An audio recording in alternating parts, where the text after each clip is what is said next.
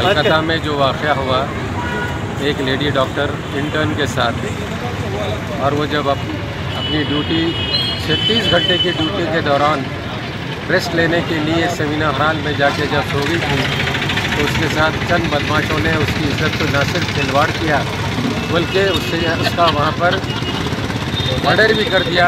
और मर्डर भी कुछ इस तरह से किया कि उसकी बॉडी को देने के वास्ते कॉलेज के अथॉरिटीज़ को आगे पीछे सोचना पड़ा, क्योंकि इस किस्म की बॉडी को देना खुद उनके लिए ख़तरे की घंटी था।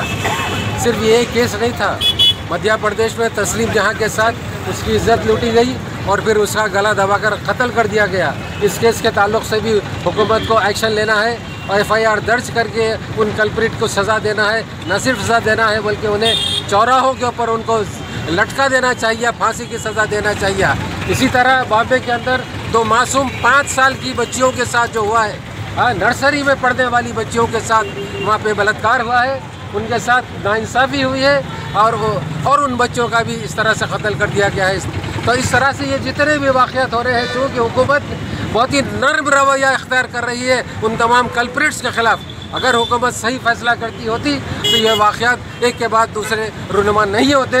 तो हम हुकूमत से मुतालबा करते हैं इन तमाम वाक़यात का बहुत ही सीरियसली नोट लेकर उन तमाम के ख़िलाफ़ केस बुक करें और उन्हें मौत की सज़ा सुनाई जाए। यही हम सब का मुतालबा है और हम सब यही चाहते हैं।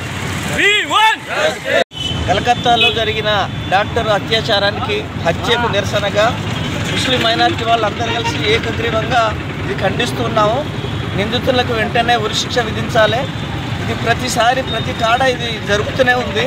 ఒక ట్రైనీ డాక్టరు ఒక 26 గంటలు పని చేసుకుంటూ సెమినార్ హాల్లో రెస్ట్ తీసుకుంటా ఉన్న ఆమె మీద అత్యాచారం చేయడం, ఈ అత్యాచారం అనేది ఒకటే కాదు, దాని వెనకాల చాలా కుట్రలు ఉన్నాయి.